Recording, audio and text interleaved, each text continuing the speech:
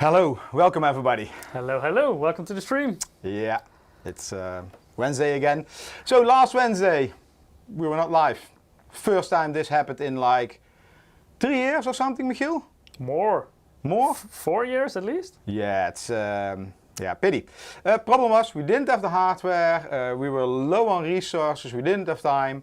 So that's why we decided to move it to this week. And this week we wanted to combine it with something else. But that something else also did not arrive. So next week we're going to talk about that something else. It's the CPU, the 12900KS. Now we can talk about it at least. Yeah, indeed. So it seems that recently all our samples are arriving late. Welcome everybody. I see a lot of people in the chat already. Greetings out from Belgium. Hello. Nice to see you all. So today we have two topics we're going to talk about. First of all, we're going to talk about this power supply. The new power supply A1000G. 1000G, 1 kilowatt, right? Yes, exactly. So has some new features. Michiel made some really nice graphics for it. He's going to explain you what the difference is. And back to primary school. yeah, back to primary school. So here we have it already, the power supply. I should have brought glasses. Sorry? For the teaching, I should have brought glasses. Yeah, indeed. And then we have this beauty. Big boy. Which is the 3090 Ti, which did not arrive on time last week. Yeah, the Supreme X, the Yeah. biggest model we have. And it's really huge because we have two of them. You're holding an engineering sample. It doesn't have any stickers yet on the fan. Nobody knows. You should not tell them. Okay. We also have a giveaway today. What are we going to give away? Rainbow Six Extraction. Yeah, nice So game. if you want to participate, go to msi.com/2/insider. If you're watching on YouTube or Twitch, you can also follow the direct link to Gleam. There, our bot will put in the chat once every 5 minutes. Yeah, so Merrick is already asking in the chat what happened to last week's stream. We planned this stream, but we were low on resources and the VJ cards didn't arrive. So that's why we decided to postpone. Yeah, so last week should have been 3090 Ti, and this week should have been 12900KS, but now it's this week 3090 Ti, next week. Yeah, because 12900KS is still not in. Yeah, still on the way. Anyway, the week after we have another topic, that's still NDA, we cannot talk about it, but those samples will be in on time. And the week after Very interesting topic as well. Yeah, very interesting. And the week after that we already have, do we have all the samples of the purplish No, I'm still waiting for a power supply, but we're going to talk about, I know this is a very popular topic in the chat, I saw many people asking for it as well in the previous weeks, but we're going to talk about the Evangelion components. So we will have an Evangelion-based case in the theme, in the purple theme. We have a motherboard, we have a power supply, we have a liquid cooler, and of course we will also do a nice live build with it in the stream. Yeah. Hi Demon is asking, last week was supposed to be the white build. No, that was 2 weeks ago. We did that one. Yeah. And the white build was also postponed many weeks because all the components, it seems the last few months, a lot of components seems lagging. And if you have your white build and you are missing out the power supply, very difficult to build something. A lot of shipping delays as well. Yeah, so a little bit difficult something. So Michiel, yes. Let's go ahead because I think we have a lot of content for today. What we want to show, what we want to benchmark, what we want to see. We have maybe you can show that. Oh, let me see. Did it work? Oh, you need to reconnect, Michiel. Yeah. Oh. So reconnect. Let me quickly. Just to make sure that you all. We have a nice power meter. Yeah, we have a power meter and it says 0. And the cable, where is it? It's going to this system. This is the system we're going to use today. Yeah, when we're going to put this under load, it will not be at 0 anymore. No. We will show you why I need a 1000 watt power supply. Yeah. It's actually ridiculous. Yeah, you actually, for this system that we're running today, you do need a 1000 watt power supply. Well, maybe not when you are like a normal user, but we're not going to be normal, right? Yeah, like if you only game on it, but if you're going to stress multiple components at the same time, so if you fully load the CPU and the GPU, then yeah, you get awfully close. No, we're not going to run off benchmark Cyberpunk. We looked at that because Cyberpunk is a very heavy game, both for CPU, GPU, also has nice ray tracing. The problem with Cyberpunk, it does not have a built-in benchmark. So it's very difficult to do benchmark with it, quite time consuming. Yeah. Yeah, this one can run Crysis. But Sure? let's first talk, yeah, should be. Let's first talk about the CPU, the CPU, the PSU. PSU, yeah. Yeah. So let me... MPG A1000G. As some of you may already be aware of, we already have an MPG power supply series. I don't have to show them what's in the box, right? I mean, just some bunch of brochures and cables and just the usual stuff, right? Yeah, like in terms of box contents, not that much change. Let's skip that. Just, you know, some cables in the box is what you need to have. So as you can see, it looks a little bit different from the previous power supplies we have. I actually have one right here next to me. Let me quickly grab it. So these are our existing MPG power supplies. So it's a bit more basic than our new 1000 watt model. But also from the inside, it's quite different. We're going to talk more about that today, of course. And can I open one? Sorry? I see I have screwdrivers. Can I open one? Yeah, for sure. Do you already want to open it now or later on? Why not? Yeah, go ahead. Yeah, so the it will current take time, models, right? The one that I have here, for example, is a 750 watt power supply. We also have it in 650 and 850. And the model we will talk about today is a 1000 watt power supply, and it's right in time for the 3090 Ti, because that's a heavy graphics card. And on the system that we have today, 850 is not enough anymore. What if we don't get it back together? Then we cannot benchmark. Then we cannot benchmark. So oh, we need to take two 750s or something. Don't break this, Eric, because this is the only 1000 watt power supply. I never broke anything. All rumors from the past. By the way, people, don't try this at home. Eric does it, so you don't have to anymore. That sounds dangerous. It is dangerous. But yeah, definitely never open your power supply. Just keep it nice and closed. We will show you the internals. I really don't know. I'm just, each screw I see, I'm taking out. Trying not to lose it, not like trying to be jar. I see a question in chat. Is it a bronze or a gold power supply? This is a gold power supply, 80 plus gold. So while Eric is screwing around, can you go to the next slide maybe? Sure. Let's already show you. Screwing around? 80 plus gold, sir. That sounds negative. 80 plus gold certified.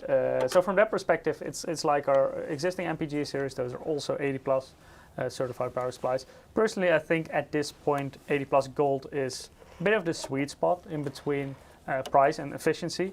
Of course, you can go higher, but the price will increase. The price increase will be pretty steep. Whereas 80 plus gold is still relatively affordable. Of course, this is a 1000 watt power supply, so it's definitely not the cheapest on the market. But the price gap in between, for example, bronze and gold nowadays is a lot smaller than it used to be. Nowadays, 80 plus gold is quite affordable, yet very high quality. I have it. Did you destroy it already? No, well, I should do that here. There is still some connector. Don't break it. I'm not going to touch it. So, huge ass fan. What is this? You know, 12 centimeter or even bigger? 140 millimeters. That's 14. Yeah, so huge fan. There's one cable connected, and then. But should I like discharge it with something?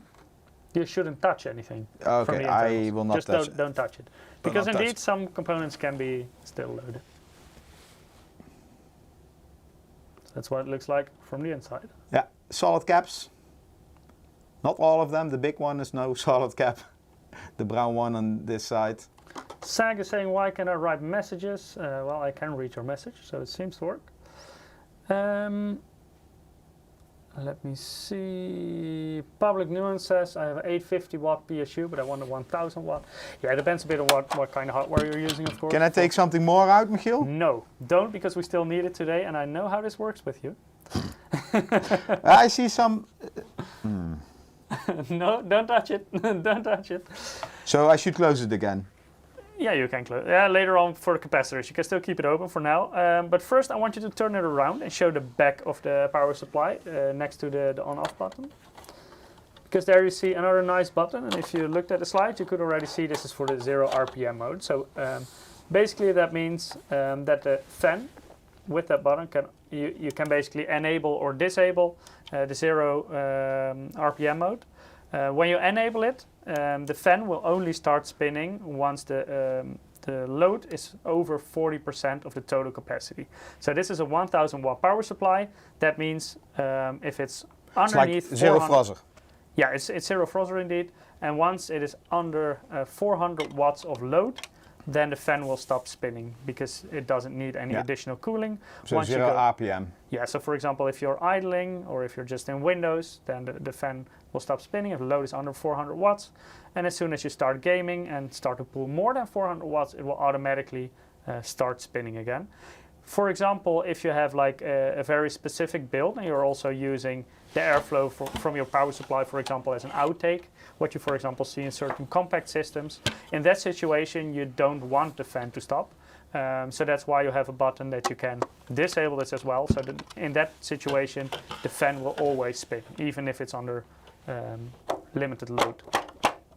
So you can switch that yourself on the back of the power supply. Don't break it, Eric. No. We still need it. We still need it. Checking. Eric is always checking with his hands instead of with his eyes. Hi Demon says, can the fan be tweaked with a profile? No, you cannot tweak this one yourself, but it will be automatically adjusted. So you don't actually have to look at it anymore. And it's a huge fan, so it will not have high RPM. Yeah, basically. Well, it would not need high RPM. Basically, you have two profiles, one with the 0 frozzer mode and one without. So those are the two settings you have.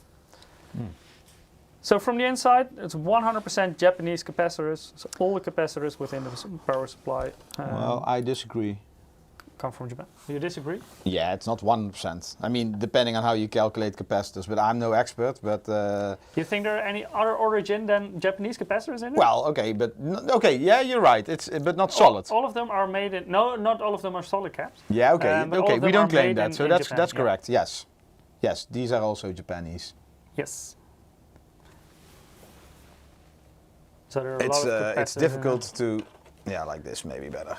But yeah, for example, the ones you see with the blue and the red, those are solid caps, for example. Yeah, indeed. Okay, I'm going to close it. Or anything you need from me on the inside? No, because we're going back to the outside, and that's the fully modular design, and that means you can take out every single cable. So also the 24-pin ATX, the 8-pin EPS that you use to power the CPU on the motherboard. All of them you can take out. Of course, certain ones you will always need, but still, during the installation process, it can make your life a little bit easier. And of course, the main benefit from modular power supply is that you don't have to plug in the cables that you're not using. This will not only make your system a lot more clean and tidy, it can also help with your airflow, for example, if you don't have any unnecessary cables on the back of your power supply. Uh-oh. Uh-oh. Still good? Well, it made some strange sound. Uh-oh. We still need it, Eric. Can you click to the next slide? Yeah. One of the main differences between our existing MPG power supplies and our new A1000G is that our existing models are multi-rail power supplies, and our A1000G is a single rail power supply. And this is basically where class starts. I will in a very simple way explain you this will be fun. What the difference is between a single rail and a multi-rail power supply. It's not necessarily that one is better than the other. I want to make that very clear. You have very good single rail power designs, very bad ones. You also have very good multi-rail power supplies and also very bad ones. So it's not necessarily that one is better than the other, but they basically function in different ways. So I would like to compare this to a highway. So I have two highways here. One is the single rail highway, and that one only has one very wide lane where all the cars drive over. The other one is the multi-rail highway, and that one has different lanes. So in this example, it has 3 different lanes.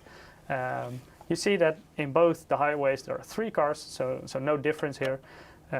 Also, the wattage is unrelated to the number of rails you have, so you can have a very high capacity and still have a single rail power supply, like we have with the A1000G. If we go to the next one, then I will show you. This is one Car of the crash. benefits. Sorry? Looks like a car crash. Yeah, that's indeed what you see, a car crash. Of course, we hope that you never run into any issues with our power supplies, and we definitely do the maximum in order to But if totally it crashes, minimize it that will risk. burn, or what are you saying? It will What I'm explode. saying is that in theory, multi-rail is a little bit safer because you have those, basically you have the separate driving lanes that you see here. This also means that if you run different components on different rails, so for example you have your CPU and your graphics card on different rails, that one is not necessarily affected when the other one fails, or if you have any major issue here, so you don't automatically destroy the other components, whereas on a single rail, if one component blows up and the safety measurements kick in too late, then you may also break other components. So in terms of safety, in theory, multi-rail is the safer option when comparing it to single rail. However, there is a reason why we also have single rail models in our assortment, and that has to do with specific loads, like if you want to have very high loads. So that could, for example, be if you want to do extreme overclocking. So if you're using LN2 and using very high-end components, the benefit of a single rail power supply is that because they're not divided, the OCP, so the overcurrent protection, will not kick in as fast as with a multi-rail. So for example, when you have an extremely high-end graphics card, and if you're running this of a single rail, so for example, I made a very basic example of both of these power supplies can offer 90 amps on the 12 volts. On the single rail, all those 90 amps are of course available on that single rail, whereas for the multi-rail, they're divided into 30, 30, 30. However, when you have a very demanding component and that one wants to draw 40 amps, that will activate the overcurrent protection, the OCP, on the multi-rail power supply. So basically, that means the power supply will shut down because that single component will draw too much current, and that rail cannot handle that amount of current. Whereas with a multi-rail, you have all the current available in that single rail. So for example, when you're pulling 40 amps, you will not have any issue here. Here, if you add all the cars up, so you have 40 amps for the big one, you have 20 amps for the two small ones. So in total, you have 40 plus 20 plus 20, you have 80 amps. So you're well within the 90 amp limit of this example. On a multi-rail, in total, you also have 90 amps and the cars draw 80 amps. So you would think if you add that up, that works. But because 40 amps is more than the 30 amps that in this situation the single rail can provide, the power supply will shut down and you cannot run the component at this current. So that's the benefit of a single rail. So in what kind of situation would you advise a single rail versus multi-rail? A single rail... Should I care? I mean, if I'm going to buy a power supply? For most users, no. It doesn't matter and you won't notice a difference. For me personally, like for my home PC, I wouldn't care if it's a single rail or a multi-rail. The only thing I care about that it's a good quality power supply, and that can be either a single or a multi-rail, because you have very good single rails and very good multi-rails. When you should care is if you're, for example, going to do extreme overclocking, and if you're going to draw such an insane amount of power that you cannot handle it with the single rail of a multi-rail power supply anymore, then it will make a difference. But in certain situations, you can, for example, also decide, like the graphics card, I think you have a 3090 installed on there, right? Yeah. So as you can see, that one has three 6+2 pin power connectors. And if you're connecting that to a multi-rail power supply, you can also decide to spread that load of that graphics card over multiple rails. So we can show that on the back as well, right? Not on the one you have, because you have a single rail, but on the one I have, I, for example, see on the back, it's a bit hard to see, but it has a VGA1 and VGA2. By connecting one cable to the VGA1 and the other one to the VGA2, I can still connect both of them to the graphics card, but that way the load of the graphics card is distributed over two different 12-volt rails. So that way you can still get quite demanding components of a multi-rail power supply. Michiel, somebody has a question for you. Is this Frogger? Is this Frogger? Yeah. You don't know that game? No. That you need to reach with either a chicken or like a frog the other side of the road and the cars drive by. Did I do any copyright infringement while making it looks this? like it, yeah. There's also a guy with a game with I think a chicken on the Android. By the way, this is just a very simple example, and of course there are certain exceptions in certain situations, but this is just a very basic way of explaining what the difference between single and multi-rail is. But I would say in general, if you run a regular gaming PC, don't worry about this too much. But yeah, our existing MPG The difference is there if you need to know. Yeah, like if you need it, you will probably know. Yeah. Compact size. Yeah, it's not that big, but it's still an ATX size power supply, so it's not SFX or something. But compared to most 1,000 watt power supplies, this is a very compact power supply. Yeah. And this is, of course, important if you're running in a somewhat smaller case. Very often you also see with cases that if you're running a very big power supply, you, for example, have to use your hard drive base in order to make it fit. But this one, definitely for a 1,000 watt power supply, it's quite compact in size. Michiel, somebody in chat understands your story. I'm still puzzled, but could be me. Good. Thanks, Reaper. So yeah, it is still an ATX power supply, but it's quite compact in size. So in basically, even the more entry-level cases, you shouldn't run into any issues in terms of size. I think power supply is already available, right? Yeah, it is already available. Because we had it for some time, and when it launched, we already said, okay, let's wait until we get a new 3090 Ti. We already knew a long time it was coming, but it was always pending. We thought it would be a more logical combination to combine these two. Indeed, and then we were last week, let's say 1.5 weeks ago, before last week's live stream, which actually this week's live stream, we were still discussing like, but is it like 1,000 watt? Is that not too much for this GPU? You probably can run it at like 750, 850. And then I saw NVIDIA had a recommended power supply for the 3090 Ti of 1,000 watts. But not only that, we also saw the power consumption. And later we will show you as well. Yeah, in certain situations, you really will be do surprised. Need a 1,000 watt power supply. Yeah. Gigaram says, how did you make it so small? Mine is 1,200 watts and it's huge. Yeah, that's also the developments within the PSU market. We can get high quality power supplies in a much smaller package nowadays. This is also something you see for different form factor power supplies. Nowadays, SFX power supplies, you can also get a pretty good quality and also a high power wattage supply in a very small SFX form factor. So I believe with SFX you can already go like up to 850 watts or something. Whereas only a couple of years ago, I think 600 watts was the maximum. So that boundary is also being pushed, and you also see for ATX power supplies. Before, when you had like a 1,000 watt or higher, they were automatically very long. Nowadays, you can also get that in a smaller package without doing any concessions on the quality of the power supply. Yeah. So, what is the advantage of Japanese capacitors over other connectors from capacitors from another source? Well, that's actually, this goes back like maybe 20 years, and I don't know the real facts. I only know the stories, the rumors. I was sales at that moment, and that's maybe 20 years ago when I just started MSI.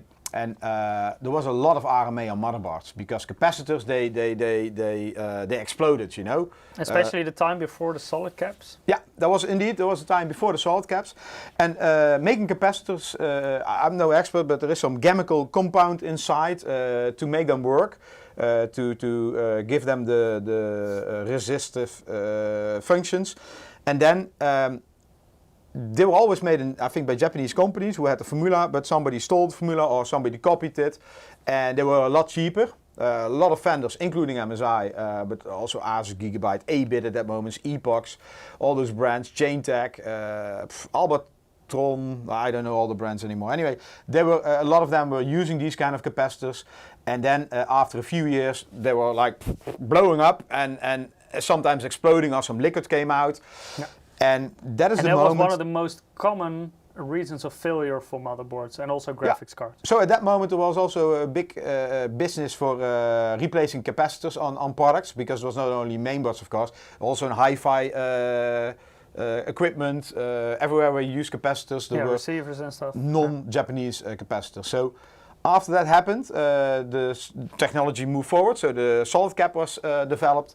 And a lot of companies were going to use and promote that in their marketing as being high-end quality capacitors, and then of course always from Japan. It is not necessarily that all other capacities are bad quality. It's just the Japanese capacitors, they are known also for quite a while already to deliver very good performance, but also longevity.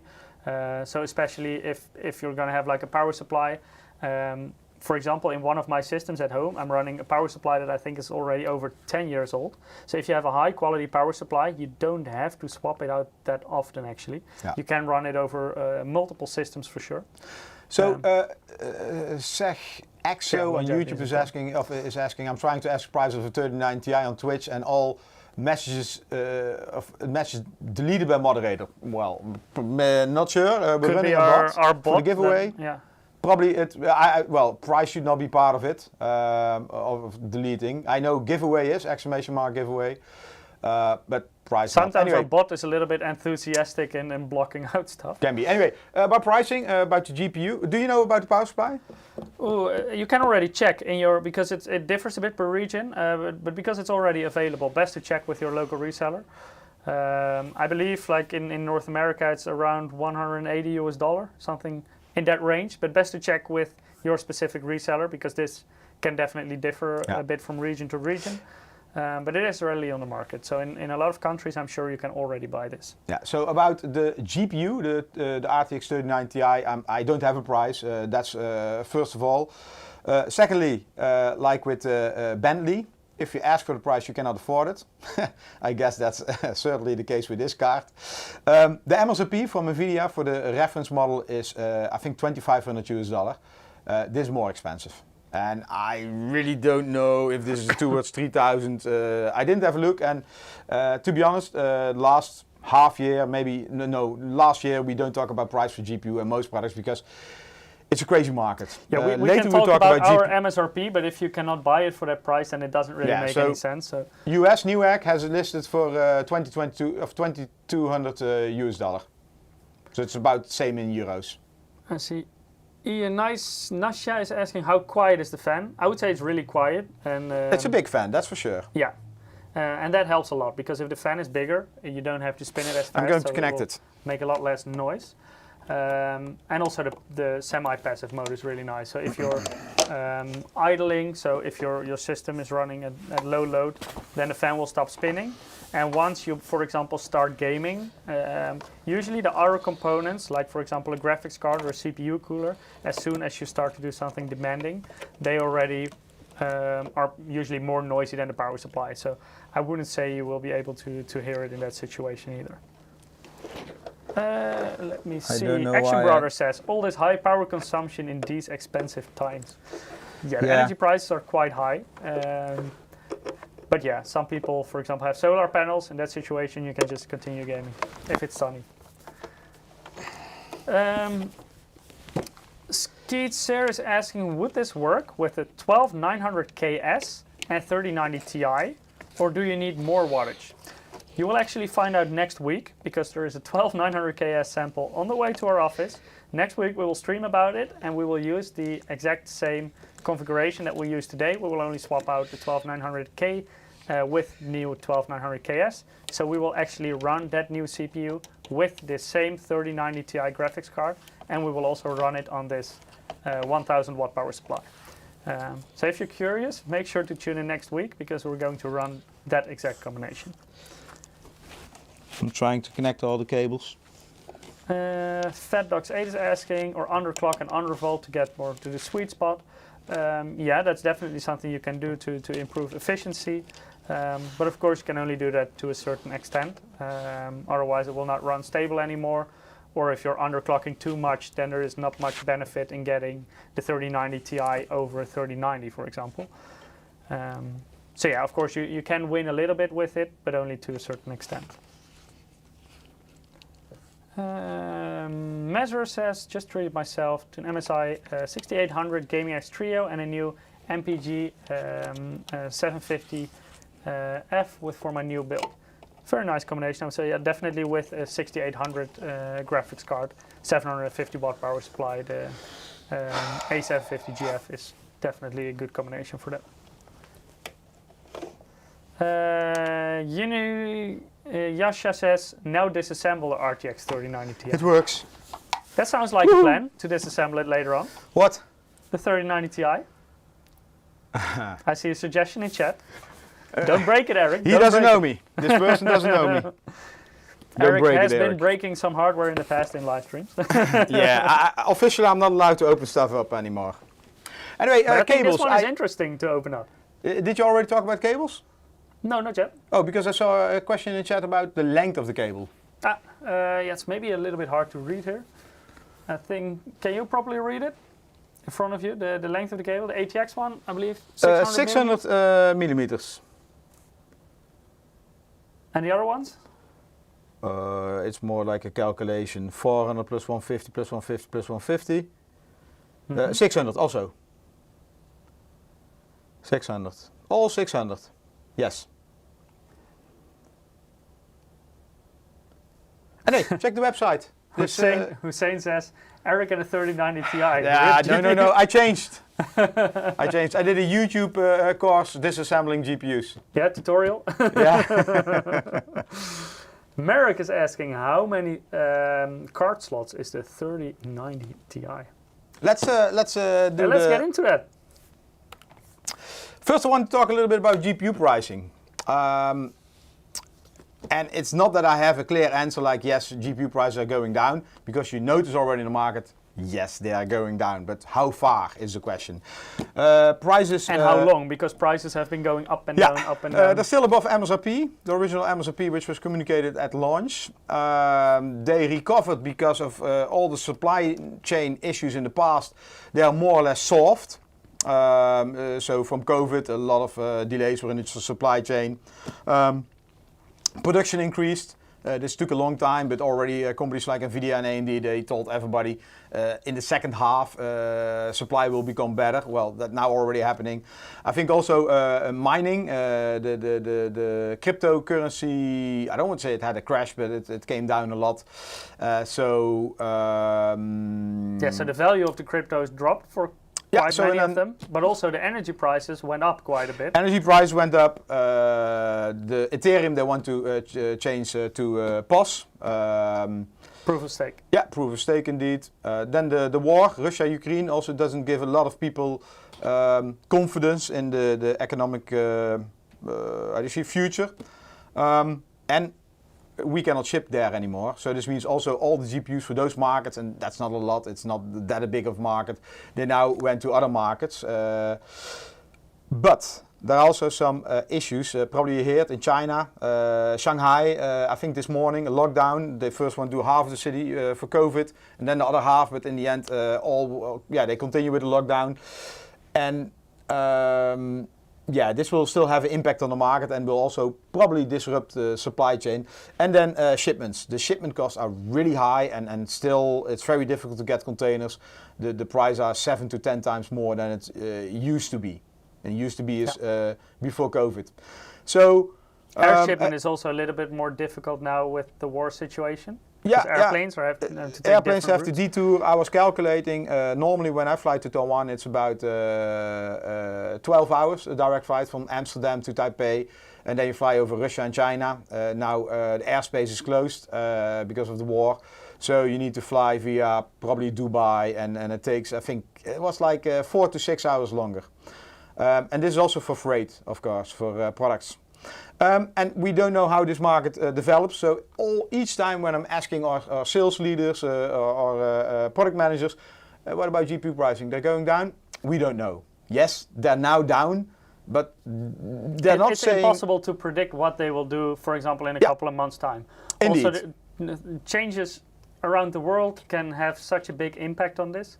Yeah. It's really hard to say how long this drop will sustain. Yeah. If they will go back up again, and how fast they will go up again, how far they will go up. The funny part was last time when the prices crashed, everybody was like, oh no, price will go lower, but then it increased again. So it's, we're not giving you sales advice, and what I see in the market, there's another problem. I already said increased production, more supply, more stock in the stores, but a lot of stores still have stock, so products on a much higher price, so they also need to get rid of them. So they're they're watching out with buying stock, to put products on the shelf. It costs money. need to finance it before they're bought. So yeah, we cannot predict the future, but these are the facts. Let's continue. Talk about the RTX 3090 Ti. This card was already long time rumored. A lot of rumors on the internet about what would change and what clock speeds, etc. In the end, as you can see in the numbers, and I know they're quite small, few changes compared to the 3090. Let me see, higher clock speeds. Let me see. More CUDA cores. More CUDA cores indeed. So, and that combination gives more teraflops, so it gives more performance. Yeah. Besides that, also has faster memory. In the past, memory was only so 24 gig, it was only 19.5 GDDR6X, and now 21 gigabits per second. Yeah, so it's still 24 gigabytes in total. Yeah. The configuration is also a little bit different, but later on when Eric will show you card apart, he will show you. Yeah. TDP, that's a hot topic nowadays. It used to be 350 for let's say a reference card. Now it's 450. That's 100 watt more. So yeah, price is higher, TDP is higher. The benchmarks, the FPS are also higher, but it really depends on what you want. Yeah, for the rest, not that many changes. Still Samsung 8 nanometer. Yeah, so same process. Yeah, indeed. So let's have a look at our assortment. I want to include this. Maybe if you already know. Our new range of 3090 Ti cards. No. This is going back a long time. I don't remember when I was in MSI. I started in 2001 or 2002 somewhere, August 2002 maybe. So anyway, Cyclone I still remember. The second last, the red one, it says hybrid freezer. This was actually the first model of Twin Frozr. But we got a copyright claim in Germany, one of the vendors. Michiel, you know which one, right? I think Arctic. Arctic, yeah. So some of the... I think they were using Freezer for some of their products. Yeah. Somebody, they said, hey, we already have the name, so then we changed it to Twin Frozr in the end. So yeah. It is still a single fan model. Yeah, indeed. So this is where the real Twin Frozr started. Yeah, this started with Twin Frozr 1, 2, 3, 4, and then it changed more to the gaming. We still have Twin Frozr on the, the cooling is still called Twin Frozr, but in the past it used to be the marketing name, and then at one moment where now most are Tri-Frozrs because they have 3 fans. Yeah, indeed, yeah. The gaming became part of the marketing name, and then we also had different cards like Supreme. And I happen to have one. Actually, I happen to have 2 here. So if these are, what did I say, 2200, so that's 40, like a small $5,000 US dollar. And that's only for the 3090 Ti's, because you also have a 3090 on that test bench right now. I have a 3090 here, yes. So Eric currently has a 3090 what and was 2 the PSU, 3090 Michiel? Ti's. Is it a PSU something, like interesting? I cannot carry that much, so I have to, I have to choose what to take home. You want to take the full test bench, or? No, I will wait until next week, then we have the 12900K. Yeah, 12900K. Okay, let's unbox this. As you can see, there is a little bit of green on the box. Yeah, so, right here. That's so that's green, right but it becomes transparent. Oh, you don't see my hand, that's strange. Of course you cannot. Never mind. Hulk is asking, is the 3090 and 3090 Ti the same size? No, it is not. You will see later on. You will see later. So this is something. Let me see what it is. Change the game. So story with the features on the back. Normally we don't see full boxes. Normally we see just a card like this one. We just get a card sent to us. So I'm as surprised as you. What's in the box? So it's not acting that I look surprised. So we have an envelope with stuff. Quick user guide. MSI reward program. Basically, if you go to, I think it's register.msi, you register your account, and if you already bought products of MSI, you probably have an account. You can list there all your products. That's for service, but you can also win points and then join in reward program. And you can get games and I don't know, stuff Lucky maybe as well. A manual how to install your GPU. Quite funny with Lucky. Like a cartoon. What is this? Installation guide. Okay, yeah. Oh, that's also what we have. It's like a stand. And what is this? Merrick says this is the Supreme X, right? Not the normal Supreme. That's correct. This is the Supreme X. I really don't know. Yeah, I believe it is. Yeah, it shows in the box as well, on top. Now, where you are, in the lid. Yeah. Supreme X. Yep. Okay, so let's put this on the side. Shinkson is saying, I'm looking at the 3080 Ti Supreme X to go with the godlike Z490. Also a very nice combination. Okay, so if you take that off, what do we see? Oh, nice. Mousepad.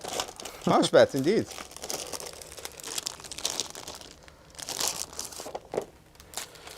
I should put this on the ground. So you get a Supreme mousepad. Nice cloth pad. Smells good. We have the mousepad sniffing. the stand. Let me see how I open this up without.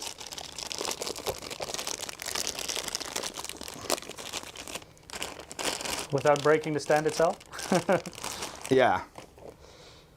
So you can put this in your case. We normally don't use cases over here. You can put this below your VGA card, and then with this you can tighten it, and you can tighten your VGA card. This is not something you can use in transport, because then it still can roll off. Later I will show you something what these cards also have, what you can use in transport. Okay. What else? What is this? Okay, this I'm not going to unpack because I have one here. So later we're going to talk about it. This card has a special connector. Let me show it to you. The latest 12 plus 4 pin PCI Express Gen 5 power connector. Yeah. So this is a new type of connector, and because there are not many power supplies on the market who have this connector, or the cables, because some have the connectors but not the cables. This pack is just finalized. We have a in the box, and that's this in this bag. But I have one here. We have like a converter cable, 3. What is it? 8 pins. Yeah, pack 6 plus connector 2 pin. Yeah. To this 12 connector. Notice, yeah, we will show you that later on some slides, but there are some, you have like, what did I say? 12, right? Yeah, you have 12. Yeah, 12, big but pins. on top you also have 4 smaller pins. These are not used in the cable we have here. These are just 12 pins. Later more about that, because I'm still unboxing this stuff. Hey Michiel, should we do a giveaway or something? Yeah, hey, good idea. Yeah. The graphics card or the game? What? It doesn't fit. Okay, it fits. So, just to make that clear, we're giving away Rainbow Six Extraction. whoa. If you haven't participated yet, go to msi.com/2/insider, or if you're watching on YouTube or Twitch, you can also follow the It's really direct nice link in the box. chat. See this? First winner for today is Banana Joe. Congratulations. Nice name. I like that name as well. Hey, you see this? It's like, ooh. It's pretty cool, huh? They, But they yeah, pay. congratulations. You won our first game code for Rainbow Six Extraction. So please keep an eye out on your mailbox, and we'll email the code to you in the coming days with some instructions on how to redeem it. Congratulations. I like the name, Banana Joe.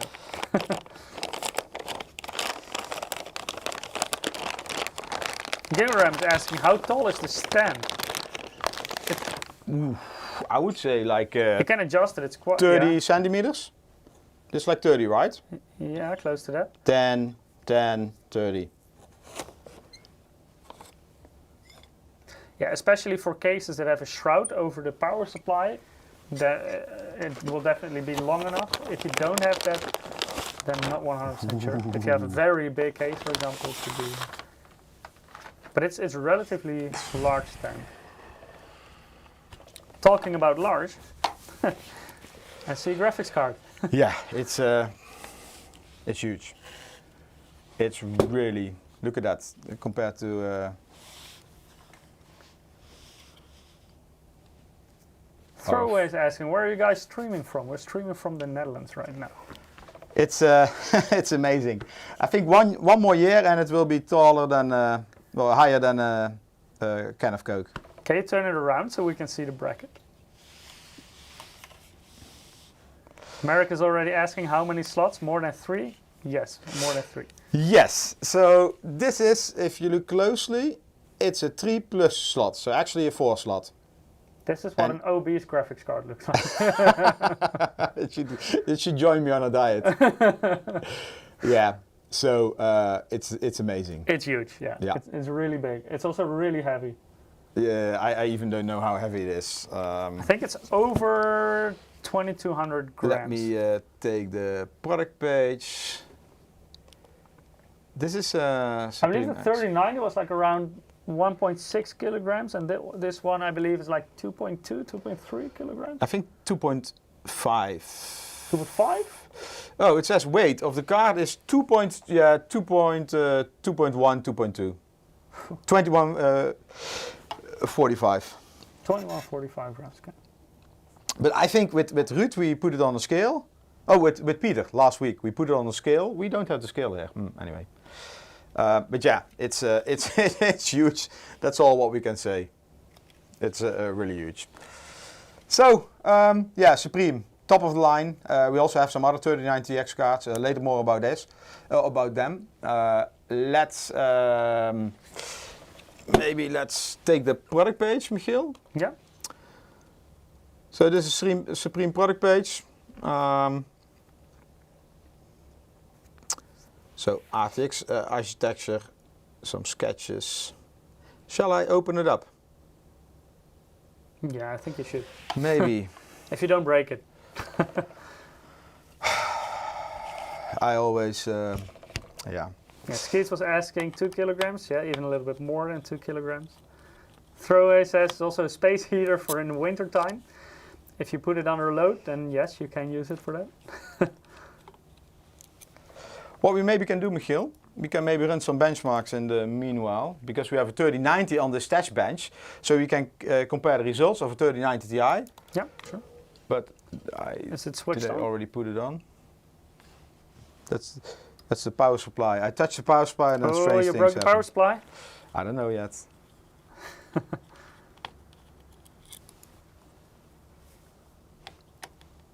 I don't know yet.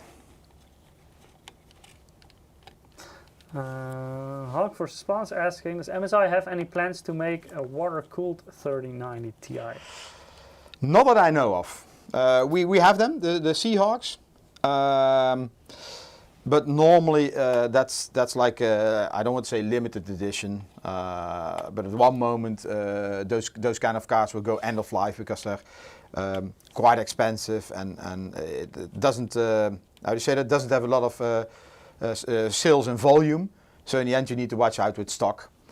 And those kind of people who buy that, normally they always go for the faster one. So whenever there's a new GPU launch, the previous GPUs are not interesting anymore in those segments. But also with EK, with EK water blocks, we have compatible heat sinks. Oh, let's say water blocks, which fit on our PCBs. Yeah, wow. So if you want to have like a custom liquid cooled card, for example. Yeah. So what I'm going to do, Michiel, let me see, Afterburner.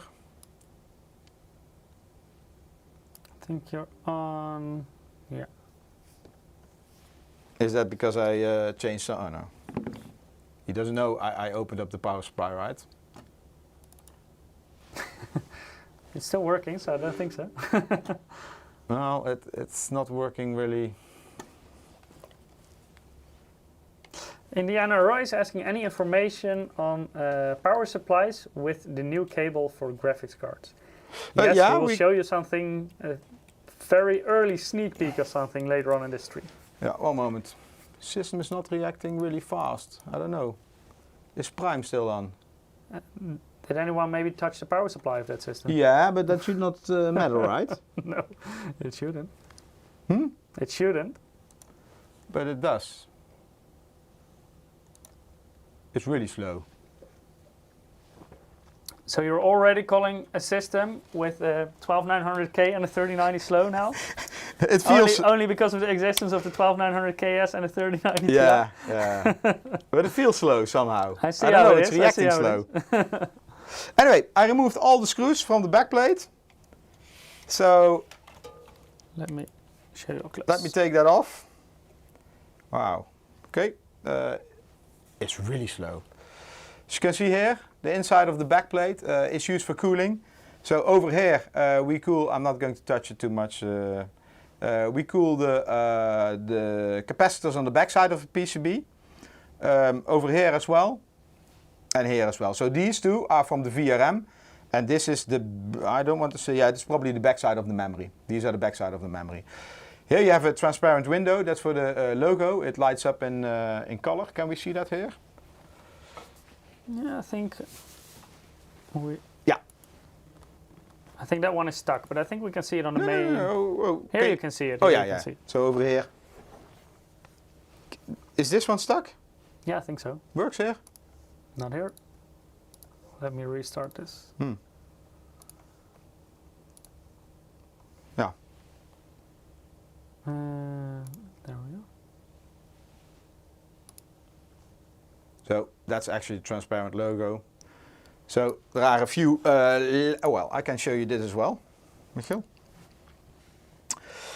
Yeah, so this is not upside down, it's the phone upside down.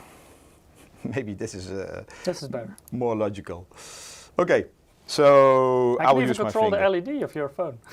Sorry? I can even control the LED of your phone. Don't. So the window is over here, and you see you only have 4 LEDs as far as I can see. As far as I can see, so it's over here. There should be some more. Is it like this? Yeah, it's like this. Yeah. So yeah, I Rio think is asking, does the logo have addressable RGB or just RGB? I think it can do multiple colors at the same time, right? Yeah.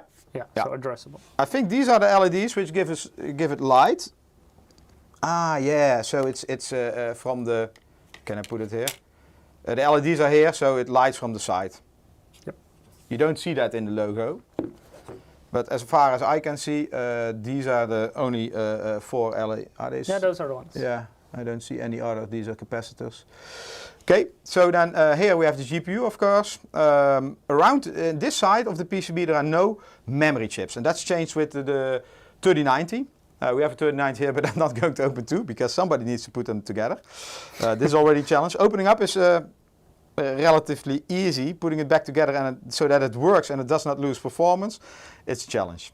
The change with this one, it not only has faster memory, but also the memory is only on the front side of the PCB. So here you don't see any memory. That's also why the memory is more easy to cool. Because here no memory, on the other side you see there is a huge heatsink. So it's much more easier to cool. The VRM, this is the backside of the VRM, like this. So these are the capacitors here. Sorry, yeah, I didn't see any. Let me see what else. VRM controller. This is a VRM controller. Yeah, I like this. Can I read what is on there? Let me see if I can focus a bit more. I'm trying to do that. Everybody seasick? Anyway, I cannot read it. But yeah, normally, especially for this card, this is a new card.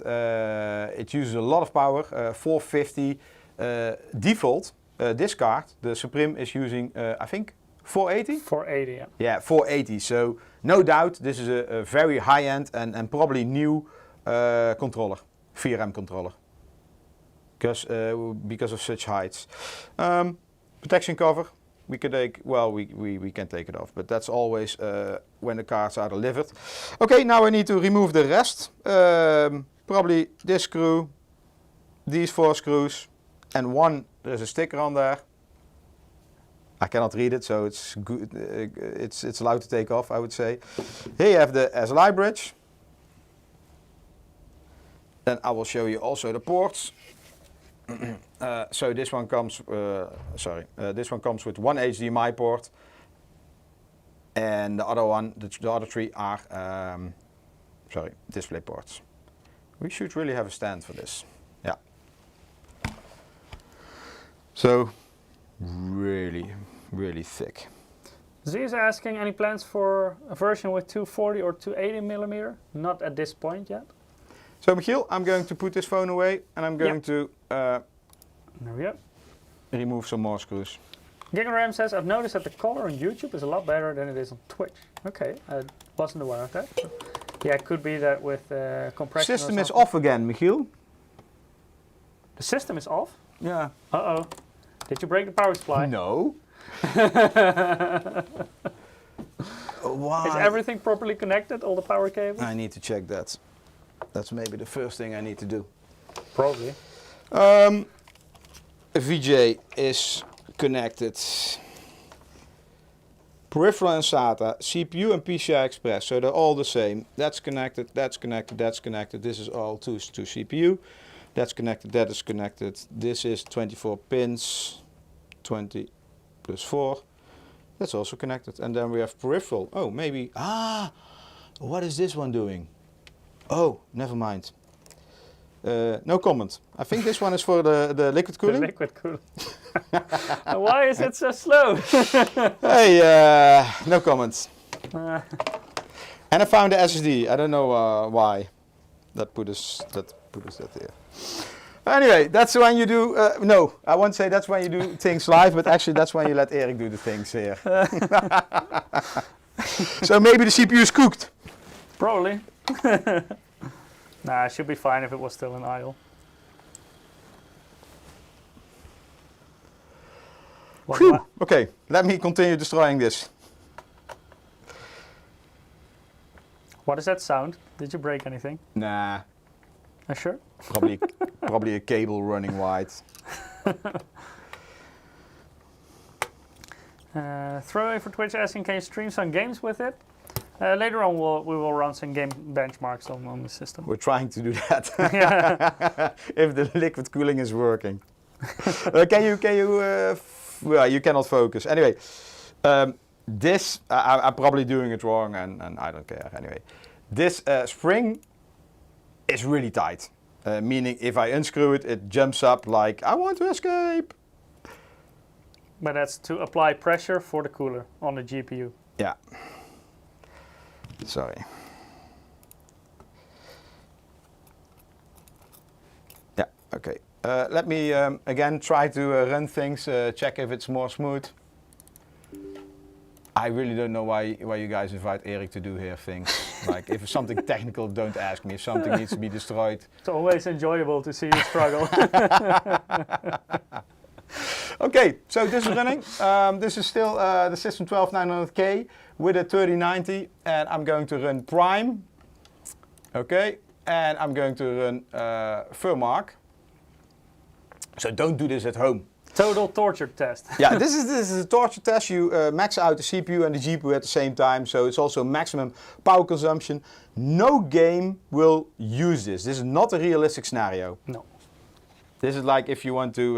this is when you purposely put full load under both the CPU and the GPU. So 740 watts, 746. Maybe 750. 745. I think 745. Okay? Yeah. Let's write that down.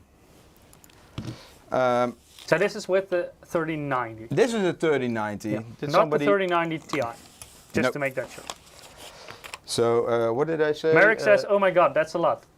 745. And this is only the 3090. What? And the 12900K. Next week, 12900KS and 3090 Ti. Yeah. Okay, so we've done that. Let's close this.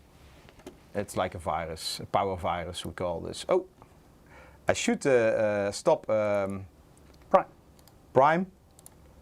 Otherwise it will continue. Okay, then we're going to run F1 2021. Like what I said in the beginning, we looked for good benchmarks. It's very difficult. This is a very fast card, so you need to find the right benchmarks to show the difference. And of course, the game needs to be benchmarkable, so hopefully with a benchmark mode built in. This is a game Michiel likes, Formula 1. You played it, right? I don't play the F1 game that much, but I watch a lot of Formula 1. Yeah, I played it on stream a bit. You probably played like Schumacher, right? The problem we had in the beginning, in the preparation, this game is changing settings. Yeah, let's maybe double check. Yeah, so we're first going to double check video mode. So you see it's running at 4K resolution. This is no 4K monitor, so sometimes it's showing you some strange stuff. And DLSS is disabled because we're running TAA only. So you see quality, but it's grayed out because it's grayed out. Enabling DLSS. Then go here. Then all settings are set to ultra, including ray tracing. So basically, as heavy as you can get it. Yes, indeed. And motion blur, always to 0. Yeah, by default. Benchmark mode. So we're racing in Belgium, Francorchamps. Racing. Furco says, electric bill, bonjour. Yeah, it's amazing. In Holland, you Michiel, you pay now like €3 for gas, right? Yeah. Anyway. For 1,000 liters of... Yeah, you're happy to do that. So I'm going to continue unscrew some stuff. And I really don't have a clue. I mean, I opened some GPUs up, but that's a long time ago. So I really don't know which ones to touch. As the Rockman thought we were starting a tennis game. Hawk says, Formula 1 Las Vegas track is going to be dope. I think it's really cool that they're going to race over the strip. I don't know if you've ever been in Vegas, but...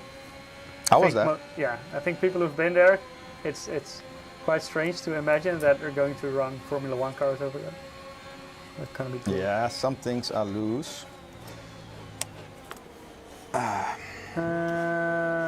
Rodar Cone says only running donuts, so no CPU stress. No, we're running Furmark for the GPU and Prime 95 to stress the CPU. We were running them simultaneously.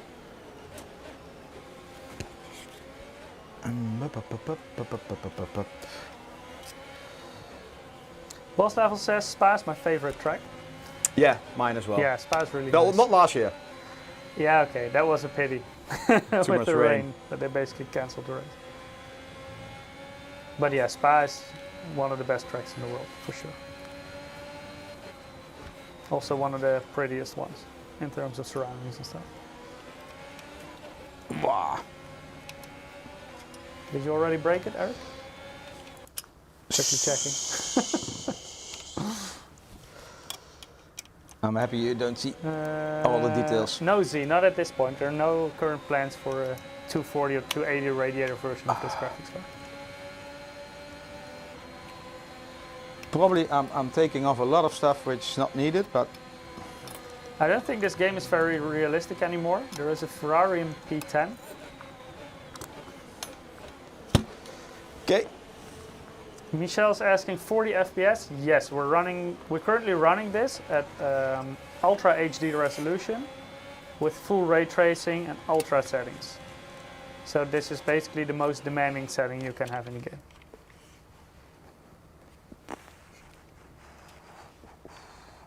Maybe next time we should practice this, Michiel. Is it difficult?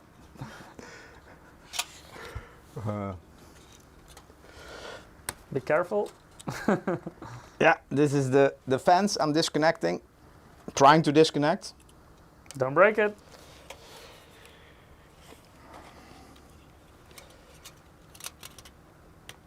Okay. Carefully wiggle it. Yeah. So it's moving. It's moving. Woo! A little bit of red face. That means I had some pressure. I hope the whole GPU came off and not some corner is sticking glued somewhere. Okay. Didn't I disconnect them? I found Not some all other of ones. them. I think the RGB cables and stuff. Yeah, so this is indeed RGB. That's one. Action Brother says maybe contact MSI for an instruction guide. So, let me grab some paper. I will write you one. I have a PCB. Uh-oh, things are falling You had a apart. PCB. I have a PCB, but later more about that. Let me see where I put this. I want to put it on my notebook, but that's not smart. Okay, as you can see here, maybe we need the PCB again. This is a Did Eric just drop a 3090 Ti PCB on the ground? No. It sounded like that, but it didn't happen. Okay. It didn't happen. So this is what we call our anti-bending bracket. We use something like this, and it's always custom made for the different VJ cards because of the different PCB layout. It has two functions. First of all, anti-bending, meaning if there's a, let me take the PCB. So if it's a long PCB, this is there to make sure weight can apply, the heavy cooler, and it doesn't bend the PCB because you don't want to have any broken traces or a broken PCB.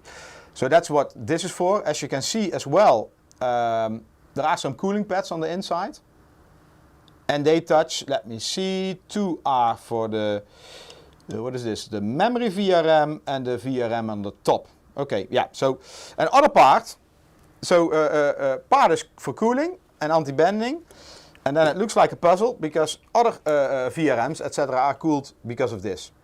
And of course, this metal plate in the middle is also connected. Am I doing that correctly? Yes. Ah, here. So it's also connected. I don't want to drop things, so I need to be very careful, you see. So it all fits together if it doesn't stick. Yeah. So, and that's important. And then, so I'm going to take away this. You see some cooling fins at the front as well. That's, I think, for the VRM. Yes, that's for the VRM. Of part of the VRM. Okay, going to put this away. Making sure I don't lose any cooling pads. I'm going to put the PCB away. And then we're going to look at the cooler. It's, I think this is where the 2.5 kilo is. Or let's say the 2 kilo. This is 2 kilo and the PCB is 100 gram. Probably, that could be quite accurate. Yeah, so we have several connectors here at the bottom. These two I think are for the fans, and this is for the RGB connector. One is in the backplate and one is for the logo on top. And I can show you that. It's not only the logo, I can show you this here, Michiel, if this works. Yeah, you see, so you have the RGB FPS bit slow. You have RGB on the back and RGB on the top. Okay, so these two cables. Not sure what the color coding is. One is red and the other one is black. But that's always used in the factory because I was, and here you also see one is white and one is black. I was always complaining, why don't we have this all black? I mean, people want to have a nice GPU and they don't want to have some small red connector sticking out. But that's for the factory. The people on the assembly line, because some of the, a lot of things are automatically by robots and assembly machines, some parts are manually. So this is manually put on, and then the persons need to know, this is the cable I need to put in the front RGB and the other one in the left. Sorry, other one in the backplate RGB connector. So that's, and the fan same, left and right. I'm missing something. This one has 3 fans, but I see 2 connectors. I think one spins independently, yeah, and 2 are connected. Yeah, indeed. Indeed. So, then let me stand up a little bit. The Dude Man 12 says, do we need to be present to win? You have to be present anyway. No, stay please. Stay. Don't leave. What was his name? Dude. If he wins, I'm going to remove him. No, you can leave. No problem. If you win, we will let you know by email. Okay. Yeah, it's it's really heavy, so that's a big problem. I'm trying to. Well, okay. Let's use this phone. That's not heavy. I hope the FPS is smooth, Michiel. Yeah, a bit. Okay, so here we have the base plate. As you can see, there is, sorry, I need to, the camera is there, okay. As you can see, there is some cooling paste over there for the GPU. Cooling pads around it, they are for the memory. So like we said, there is no memory on the back side of the PCB, only around the GPU on the front side. These small corners, I need to check the PCB, what they're for. Oh, they're for the VRM controllers, probably, what I'm now, yeah. These are for the VRM controllers, these small. And this for the memory, so memory controller here, memory controller there. If I check the PCB, that's correct. Yeah, oh, sorry, not VRM. This is for the memory controllers, these. These are for the memory controllers. And then this one is also a memory chip. So let me take the PCB. Let me put this correctly here. So is it correctly? Yeah, anyway, we're going to do it like this. So memory around the CPU, one row on top, left, right, and then one chip over here. Same as what we have here. One row on top, left, right, or right, left, I don't know. And one at the bottom. And then those four corners are these, and these are the memory controllers, the memory VRM controllers. Yeah, so basically the power stages for the GPU memory, the VRAM. Yeah, sorry, maybe, yeah, sorry, you're right, Michiel, I'm not correct. These are the MOSFETs. Yep. Yeah, because there is only one VRM controller. These are the MOSFETs, yep. 70 amp. Power stage indeed. And I think, let me see, oh, the memory controller, the controller was on the back. And you can also see the choke and the capacitor behind it. Yeah, so that's the, let me see if I can focus, yeah. So, I didn't do my nails. Is it okay for you guys? Or do I need to use another finger? Anyway, you have to do with my male guys. Of male hands, anyway. So because I don't want, I can put a screwdriver there, but that will do more damage. Don't do it. Don't do it. Yeah. Just I mean, one moment. I need to keep this alive. So that's a high C cap. So it's a flat capacitor, like the solid caps we were talking about. This is the MOSFET. Yeah, the power stage in this situation. And this is the choke. And that's the choke. Yeah, indeed. So. And you have it in all corners, basically. Yeah, indeed. Focus, is that okay? Yeah. So you have a big base plate, one piece, and then over here you have heat pipes. You see them here coming in at the side. And both the base plate and the heat pipes are made of copper, but they're nickel plated. That's why they have that. And here in the middle you see a lot of heat pipes. And this is the Supreme model. The cooling design on Supreme is more or less the same, but of course the number of fins, the number of heat pipes, the size of the plate, all those things can vary for each GPU, because this GPU is doing 480 watt by default, but of course if people want to overclock you need to be able to cool more. If you look at the 3070, what is doing that? What is that doing, 250 or something? Good question. Michiel's Googling. Yeah, 3070... 220. Yeah. Okay, I was close. Anyway, so then of course you don't need to have this high heat sink, this many fins, and the heat pipes are of course also differently, less heat pipes. So notice here, there's a flat heat pipe, because if you have round heat pipes like here, in the middle, and here I can use a screwdriver, in the middle of course you have gaps. And when you want to connect the heat pipes to this base plate, you don't want to have any gaps. So with a flat heat pipe, the gaps are really small. So you have... Because gaps basically, they block the heat transfer. Yeah. So the heat dissipation suffers. Oh, we can go to our benchmark. Oh, I have my mobile phone upside down. Maybe we go to the benchmarks, Michiel. Yeah. So this is, what do we have? Average. 48 FPS. Yeah, 48. I'm going to write that down. 48. And now we have a problem, Michiel. Because, okay, so this is F1. We also have another game we can benchmark. You do the giveaways and stuff, right? Yeah, I think it's a good time actually to do another giveaway. So if you haven't participated yet, go to msi.com/insider, or if you're watching on Twitch or YouTube, you can follow the direct link to our Gleam giveaway. Within Gleam, you can perform certain actions. The more actions you perform, the bigger chance you also have to win. And if you're a returning visitor, make sure to claim your loyalty bonus as well, to have a slight edge in the giveaway. Next one with loyalty bonus, nice. Yes, our next winner for today is Skark X. Congratulations, you also won a game code for Rainbow Six Extraction. Please keep an eye out on your mailbox, then we'll email you the code in the coming days with some instructions on how to redeem it. Congratulations. So we're going to another benchmark, and this one is kind of tricky because yesterday we were discussing what benchmark to use, and then we said, okay, maybe use Hitman 3. But this is benchmark Hitman 3, so easy to use, but we don't see a score. Anyway, maybe somebody in the chat knows how to benchmark this. Again, 4K. Well, there's no HDR monitor, will not differ. Ultra, high. Why is that only on medium? What? I see some stuff on medium. Oh, yeah, level of detail. It's the ultra setting.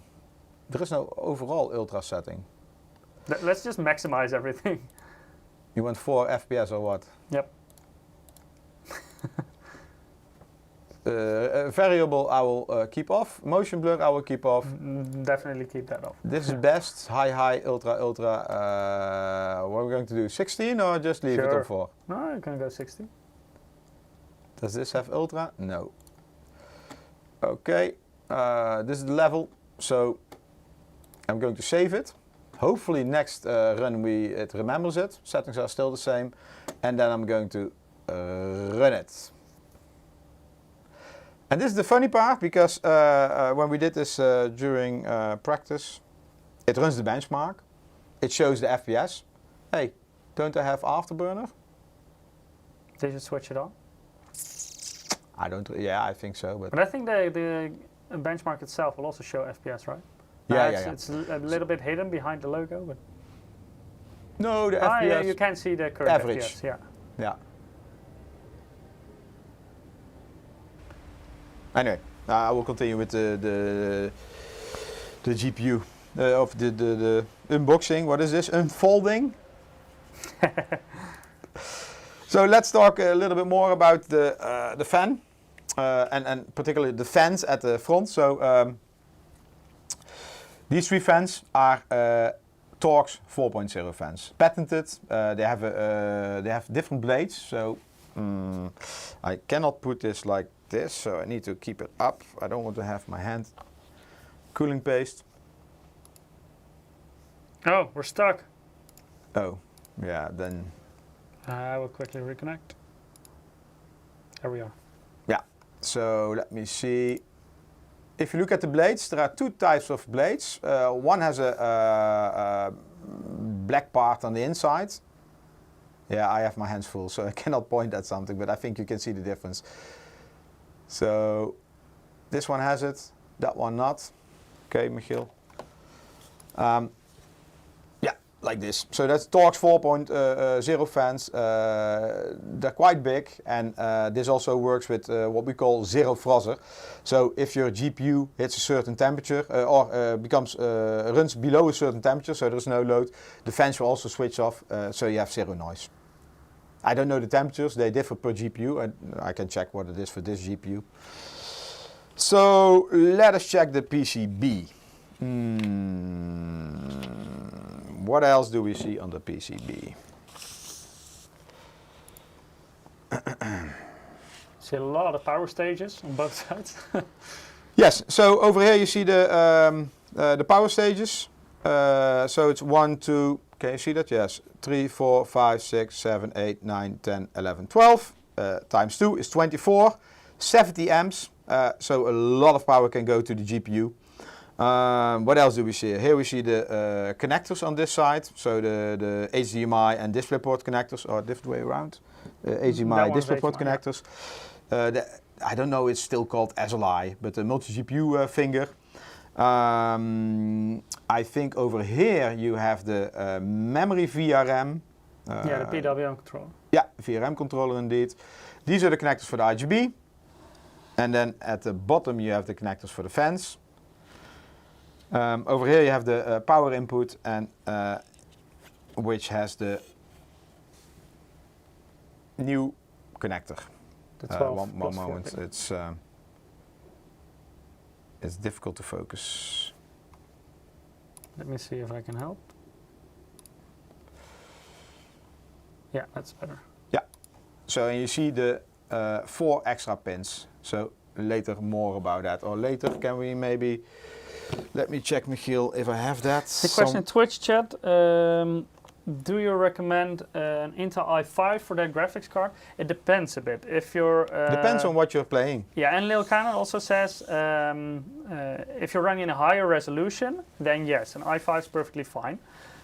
Basically, the lower the resolution, the more CPU bound it becomes.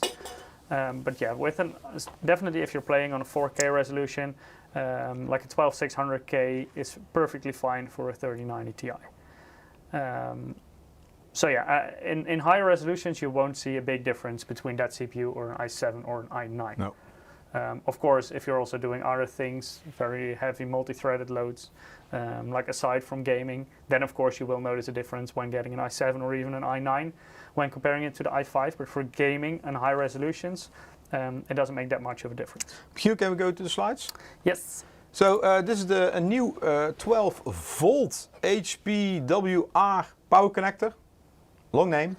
As you can see, compared to the previous connector, still the same number of pins, but rather 4 sense pins. And those 4 sense pins, well, let's maybe first look at the table at the top. You see how many, normally power supply a connector can do. So 3 pins 75 watt, 4 pins 150 watt, and then this new connector can do up to 600 watt.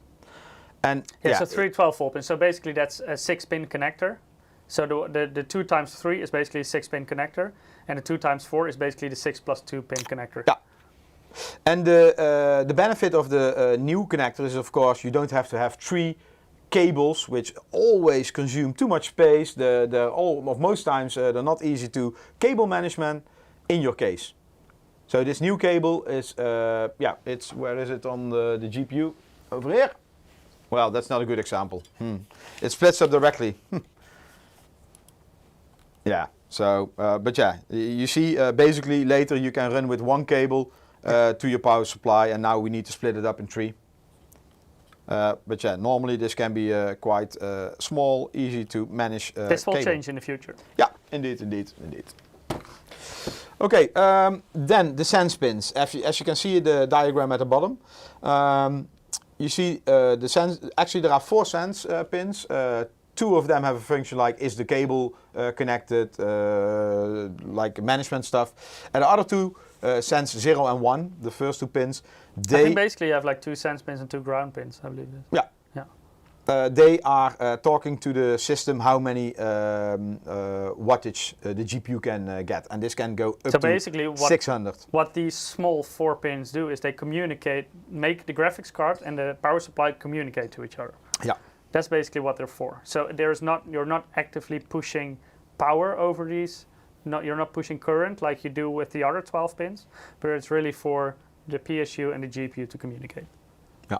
Let me see what we have more. Yeah, Michiel? Yeah, this is a nice sneak peek. Never shown before. But we're currently working on an even higher end power supply within our MEG series. So that's our enthusiast segment. And this is still in the development process, so there can still be some changes here and there. But this power supply will have the new 12 VH power connector, the 12 plus 4 pins, so also with the sense pins. It will be switchable in between single and multi-rail, so you can actually decide this yourself in the software. Very interesting. Yeah, it's an 80 plus platinum certified power supply, so even higher than the 80 plus gold one we're using today. And it will be a very cool digital power supply, so you can do a lot of software monitoring with that. This is just an example. As you can see, the average efficiency in this one is over 6,000%. That's of course incorrect, so this is still an early mock-up. But here you can see a little bit of what you can measure within the software. So you can see what kind of power draw you have at this point, what the average power draw is, the efficiency percentage that you're getting, temperatures, activity. So you can basically see a lot of information within the MSI Center software about what your PSU is doing. Real-time dashboard, so you can also see per component what the consumption is.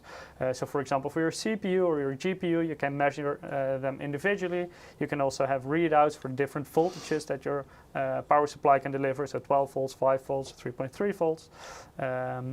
You can have a nice graph of the PSU efficiency level. So you can, for example, see the differences when you're running it in idle or when you're running it in load, the fan speed over time, all those cool kind of things. So if you like statistics, like I do, for example, then this is a very nice power supply, will be a very nice power supply.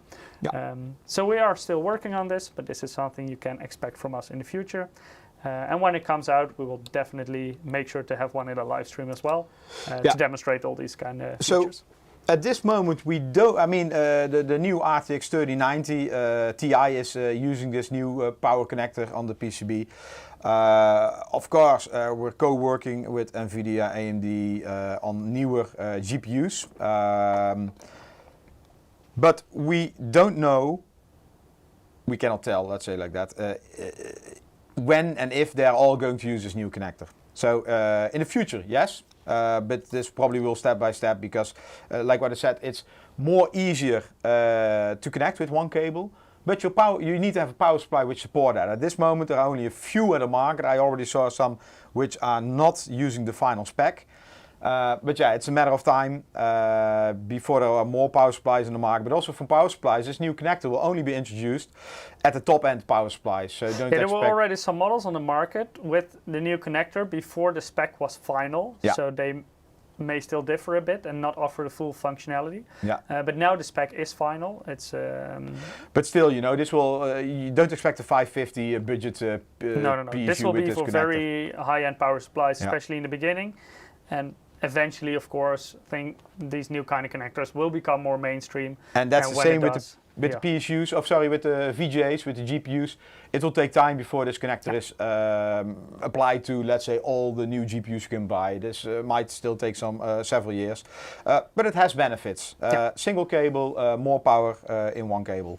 There will also be different versions with the same connector, but different cables that provide different power. So in theory, you can get a maximum of 600 watts through it, but you will also have, for example, 450 watt version, 300, 150. Michiel, sorry to interrupt you. Can you switch to the benchmark? So I want to show you Hitman, but unfortunately it doesn't do so. It does show the score? Sorry? It doesn't show the score? No, it doesn't show score. So what I'm going to do, I'm going to shut this down. I'm going to replace the 3090, shut down. Oh, whatever. With the 3090 Ti. This one. Do you think we can cool it like this? If you just blow to the GPU a bit. Yeah, let's maybe grab the other one. Okay, it's off. I switch off the power supply. I check if the water cooling is still connected. Yes, it is. Hulk response asking, do you think the connector will be replaced with a single cable from the PSU to the GPU? Yes. That is correct. That's one. That's two. Also a bit of the goal of this connector, that you don't have, for example, like the 3090 that Eric is currently disconnecting. That one, for example, has 3 separate 6+2 pin cables. So with that new connector, you go to the main view, Michiel. One cable. Sorry? Okay, go to the main view. Yes. I think then it's easier to see. So I'm connecting 2 display cables. One is for the monitor and one is for the capture card. The white one is for the capture card. Can do 4K, but we don't stream in 4K. We can stream in 4K, but YouTube and Twitch cannot. Where do I have them? So here we have the 12-pin connector, the new one. And yeah, it's just a matter of connecting those spec connectors over here. I always hate this. Just moving to the side a little bit. Okay. So yeah, I mean, they're quite flexible. It's connected. 39 Ti is in, Supreme. Oh. Art Panda's asking, just tuning in, have we seen how much more power hungry the 3090 Ti is versus the regular 3090? Yes. No, we just tested the 3090. The 3090 was 745 watt. Yeah, that's in combination with the 12900K in this system, and both the CPU and the GPU were running at full load for that test. Now Eric just put in the 3090 Ti, and later on we will also stress test that one to see what the power consumption is there. Let's maybe talk a little bit about our silent BIOS. Yes. So we have, let me see where they put it. Yeah, okay, I found it. Let me take my phone. Not my phone, but let me take a phone. Is this still working, Michiel? Yep. Yeah. Okay, really small. You see that small thing? I'm not going to... Little bit of light? Hey, yeah. That is the dip switch. That is the BIOS switch. So you can switch it. Oh, we're stuck. Stuck. Doesn't matter. Anyway, people saw it. It's a very small switch. It has an on and an off, or a position 1 and a position 2. And with that you can switch the BIOS. So if you can go back to the slide, Michiel. Yeah, maybe Michiel, you can explain, and I will start here some programs. I just got a message from Ruud, by the way. He says where the Hitman score is probably stored. Because I don't think. Yeah, like what I said, so it's in a text file or something. Yeah, I think so. Let me quickly see. Under C, users, B660, because that's what this I have that. User profile is called. We're using a Z690. C users. Users. B660.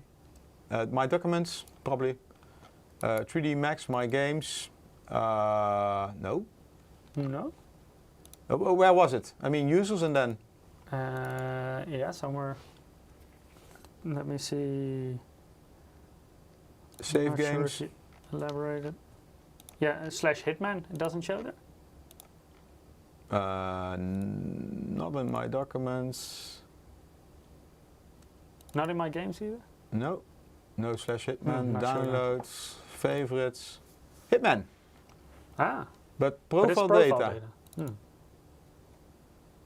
It's no, this looks like, oh yeah, here, hey, we have it. There we are. But we need to find, because there are two files, profile data. One is a CSV, and both are at the same time. Yeah. Thank you, Ruud. Thank you for watching. Okay, but so now we need to find. Is this the average?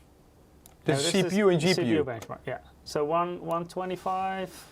I'm going to write 125. 125. Yeah. 125.26. What is it? FPS. Okay. So let's first do our power virus. So we started power virus. Sorry. That's not a power virus. Nope. That's for the CPU. And then the mobile cam, Michiel. Yes. So both are running. Oh, I think we need to reconnect because I'm still watching. Always.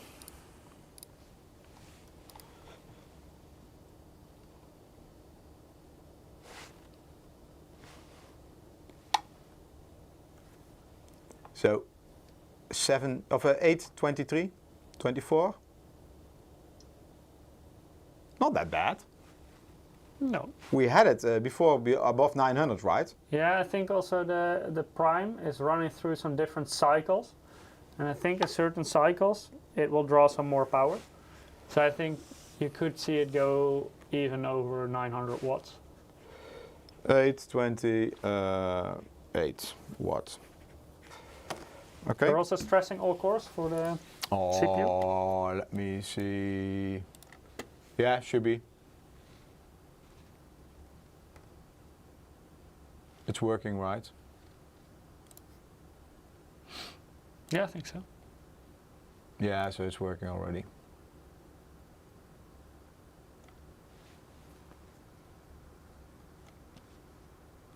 What's the current power consumption? 835. 835. So it's going up a bit. Yeah, it's around this level. Okay, let's maybe go back to the slide. Let it run. Yeah, so the small BIOS switch, two options, on, off, basically the silent BIOS and game BIOS. By default it's the game BIOS, and you see this measured. The game BIOS is on the right side, so temperatures are lower, but it also means it's noisier, which as you can see in the table as well. So can you see my cursor? Yeah, yep. You can see my cursor. So if we're running with the game BIOS, it's 40 dB, which means the fans are running about 2000 RPM. In the silent version, it is running on 32 dB, which is quite a big change. Fans are running lower. So this is the silent BIOS, but temperature also is higher, of course. So that's what you see here in this picture from Guru 3D. It runs harder, but all within the margins of the GPU and the memory, of course. Yeah. PCB we already talked about. Talk about power limits. So the default card is 450 watt. The Supreme of MSI has 480 watts, as you can see here, over here. That is from Tech Power Up. And then you can still overclock the card a bit. But yeah, as you can see now, oh wow, Michiel. Damn, can you show this? Holy moly. I told you it's working in cycles and it will go up. 930 watt. Okay, so this is the story why you need a 1000 watt power supply. And next week, this is the K CPU. And next week we'll have a faster CPU, which is the KS CPU. Yep. And faster means more power. So it was 930, right? Yeah, and now it's going into different cycle again. Oh yeah, so actually maybe it's not really honest because we didn't pay attention, or we didn't wait with the power virus benchmark on a 3090. Maybe that was also close to 800. Anyway, I'm going to close this off. With the 3090 you will not go over 900 in this situation. We're going to do... Paglamia saying 930 watts. So don't you need a bigger than 1000 watt power supply to give some room? No, not really. No. This power supply can have like a continuous load of 1000 watts. So peak, it can even go slightly over, it will be okay. But it can deliver continuous 1000 watts. Can and you go also to the right capture, now, Michiel? 100%, sorry? Okay, go to the capture, please. Yeah.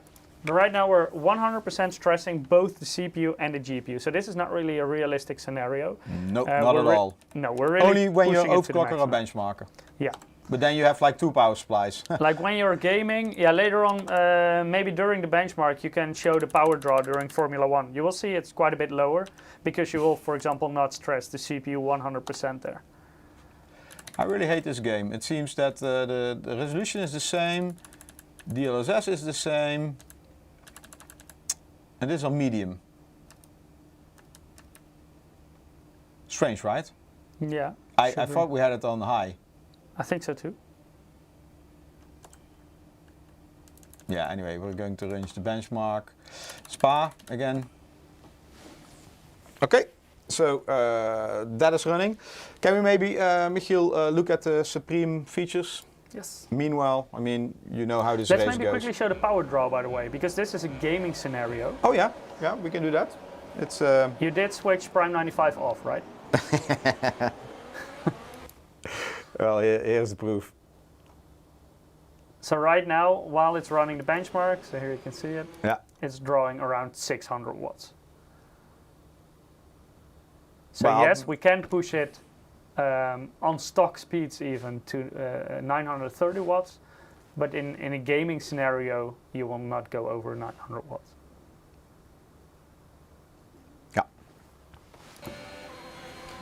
Okay, maybe switch to the PPT. Yeah, so these are the difference between the different Supreme cards. We have on the left, you see the 3090 Ti Supreme X. The second one is the 3090 Ti, the normal Supreme without the X, and this means the clock speeds. We have boost clocks. The normal Supreme. The normal Supreme, yeah. So we have boost clocks version. of 1965. 1965, that's with MSI Center, the MSI software. I didn't have it installed here, but then you can do an extreme overclock. Normally it's 1950. For the non-X, it's 1920. And then we have the last generation, of course. 3090 clock speeds were totally different. So the number 3 and number 4 are the 3090 GPUs. They're running on lower clock speeds. Here you see all the features. We also have another card, which is the Gaming Trio. And yeah, I don't have a sample over here, but as you can see in this overview, actually we have 3 other cards. So we have the Gaming Trio, RTX 3090 Ti Gaming X Trio, the Gaming Trio, and then we have the 3090 Ti Black Trio. Black means no RGB. And so some other... It's a bit like the unified version when comparing it to motherboards, yeah, but then on a graphics card. Yeah, but that's the most entry-level model. So if you check the clock speed, so these cards are all 3090 Ti. The clock speeds, let's go back one of 2 slides. Here we're talking about clock speeds of 1950 and 1920.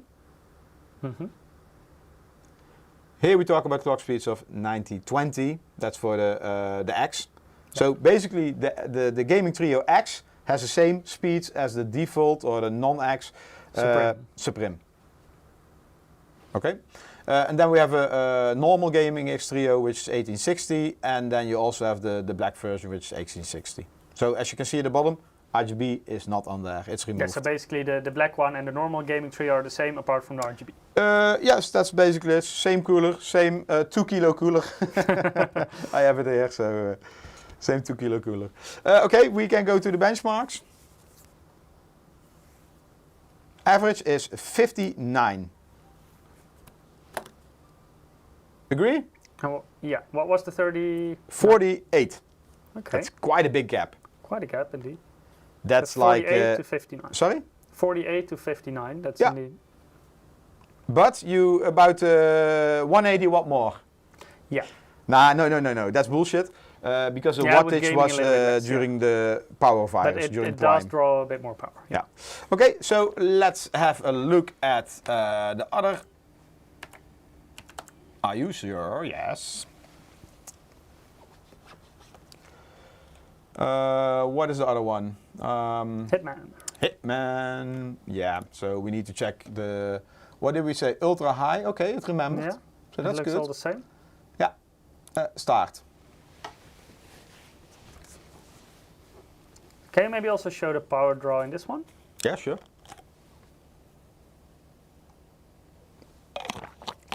But we cannot compare it.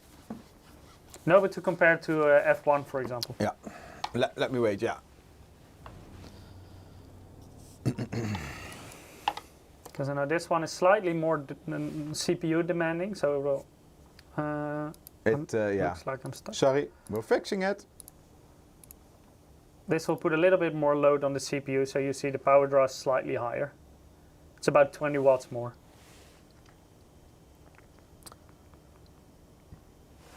So for F1 we were around 600 watts and now hovering a bit around 620.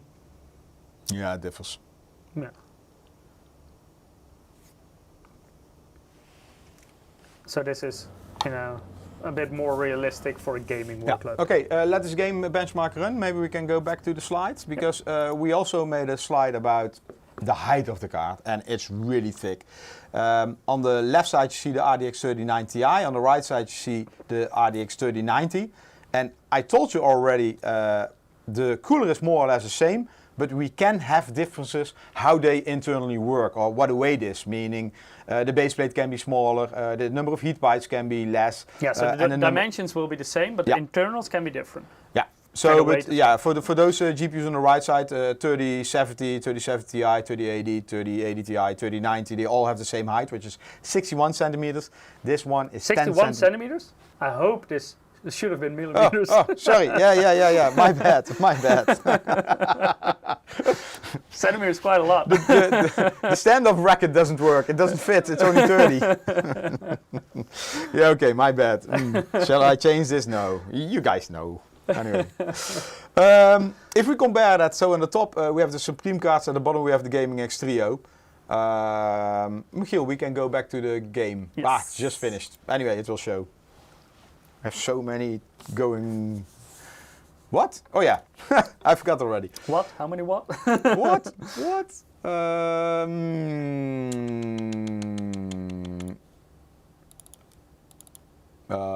Hitman. Yeah, so it's just a user profile that's called B660 because we use the same SSD for a B660 live stream. GPU, 139. And it was on a 3090? It was 125.26 and now it's 139.63. Okay. So, nice increase. Yeah.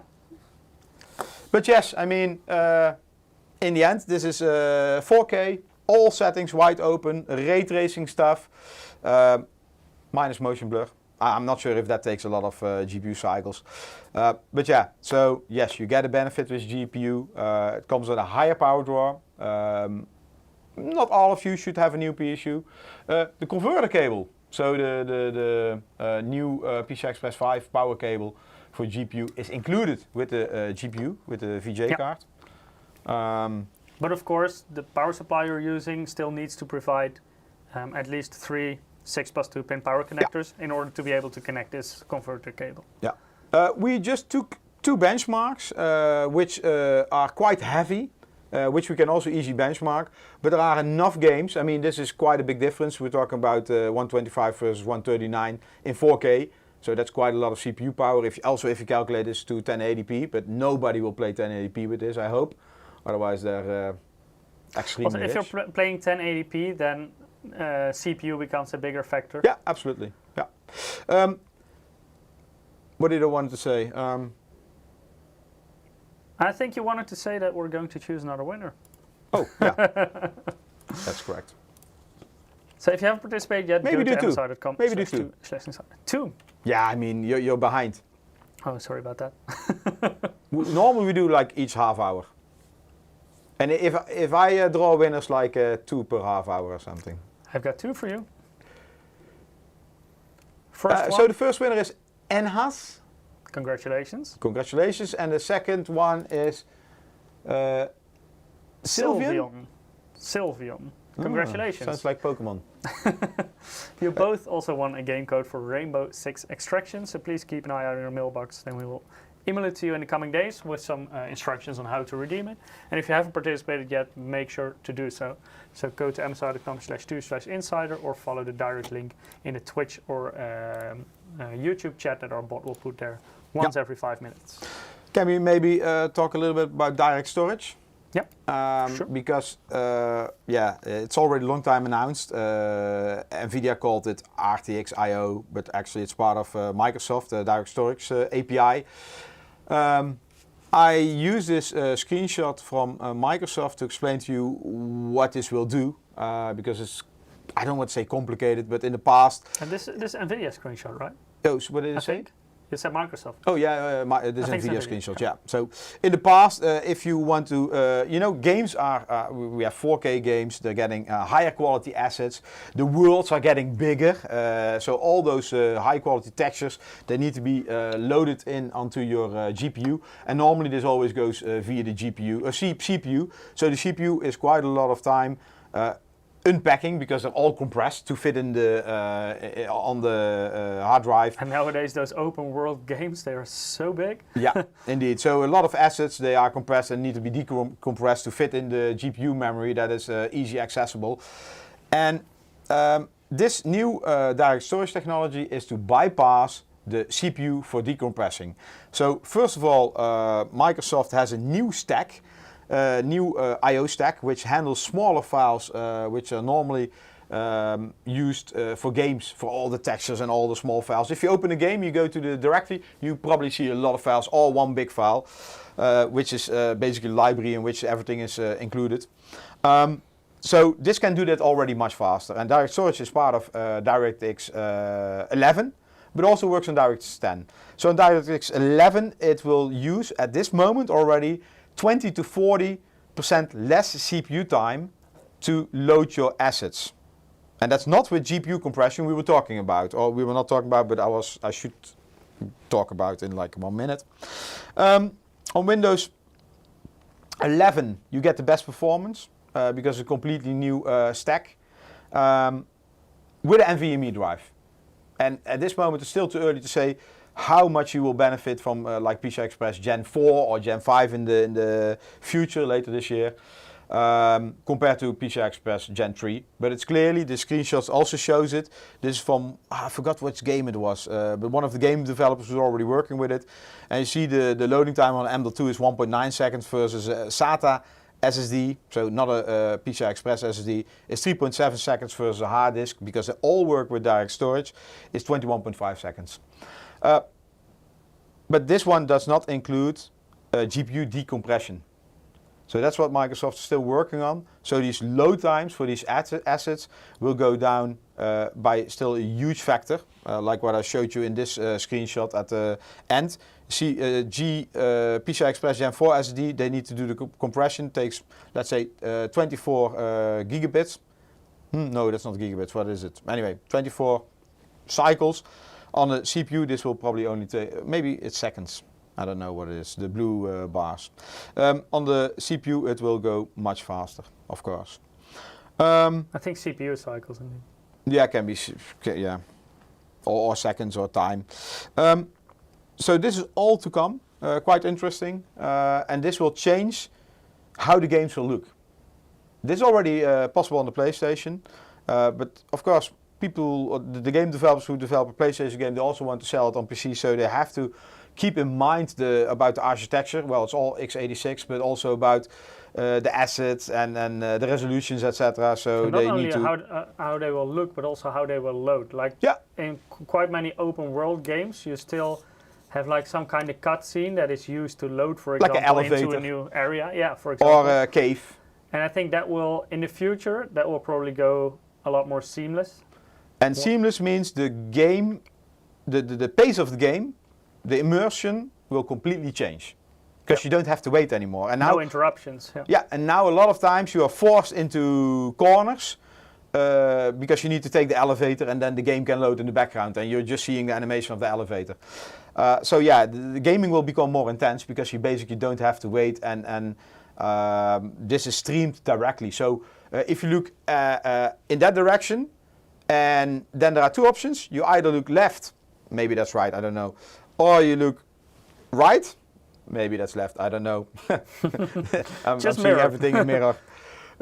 Anyway, then if you're doing this, it can stream the assets which are here. So it can stream just before you see it. And also with VR, this will be huge, because VR you can look into all directions. And then assets will become instantly available in really high quality. That's the future of gaming. And I think that's it for today, Michiel, not? Yeah, I want to show you one more thing. On all the GPUs, let me see where we, from MSI, we have this kind of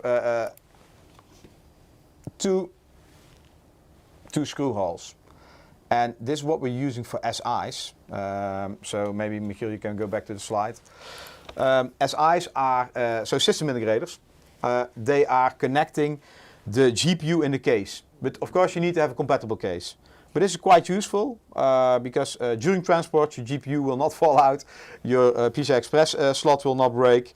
So also, if you, for example, get a full system from MSI, you sometimes also see this being used. Like, for example, I believe our Trident, X, those kind of systems, they have this as well. Yeah, indeed. Yeah, we're still working on a list with compatible cases because not all cases support this, but hopefully more in the future. Because that's also really nice, besides our support bracket, of course, but that one you only get with Supreme. Yeah, especially during transport and stuff. Yeah. I think that's it. The system is kind of idle. It's doing 100 watt idle. I hope that's the dot. Let me see, Michiel. Oh, we're stuck. Yeah, you can fix that. I can definitely fix that. We had a good solution and now it's stuck. So it's 100 watts, doing nothing. Oh. That's another phone Different ringing. phone. Yeah, some people don't know I'm working for my money. They think I'm playing games the whole day. Aren't we? Yeah, yeah, almost. Benchmarking, not playing games. Anything, Michiel? Do we have anything else, Michiel? Except for putting this GPU back together. I think I'm going to ask Ruud to repaste it. You don't know where to put what anymore? Yeah, well, it's perfectly aligned here. I mean, I can show you here. It's not bad, not bad. Again, this mobile.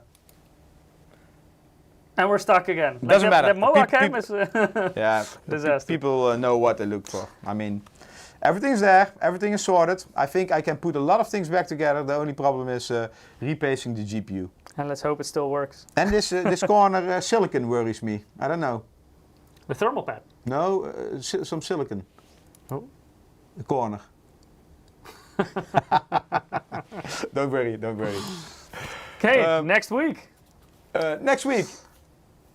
The fastest gaming CPU yet, the 12900KS. So today we were using a 12900K, which is already insane for gaming, 12900KS. Even higher clock speeds, even faster. We will use the same test bench that we were using today. So again, we will use the RTX 3090 Ti Supreme X with the MPG A1000G PSU. Yeah. I don't want to give you extra work, but I noticed we have two 3090 Ti's. Yeah. Yeah, 3090 Ti's. I see both of them have like SLI brack connector. Do we have a bridge, and can we maybe... I will need to use a second power supply. Yeah, I mean, why not? But yeah, we can try. Do we have a bridge? I'm not sure. I have to ask Peter. He's because that would be nice. Then, and it's probably very difficult to find games which still use SLI. Yeah, it will be. But let me see, and let me arrange an extra power supply.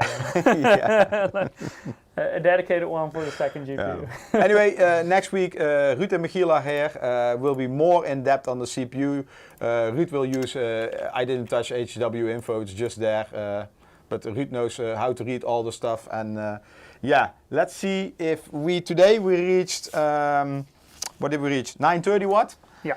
Let's see if we can exceed that. Yeah, let's see next week if we can see more than that for the complete system. And let's find out how fast this 12900KS is. Because it's faster for sure. Yeah. Before we close, I have one last winner for today. Congratulations, Den. DEN, you also won a game code for Rainbow Six Extraction. Yeah. So congratulations to all winners, and make sure to keep an eye on your mailbox, then we will email you the codes. Thank you all for joining. Hope to see you next week, with, if the CPU arrives. Same place, same time, and hopefully see you then. Thank you all. Bye-bye. Have a good day. Goodbye.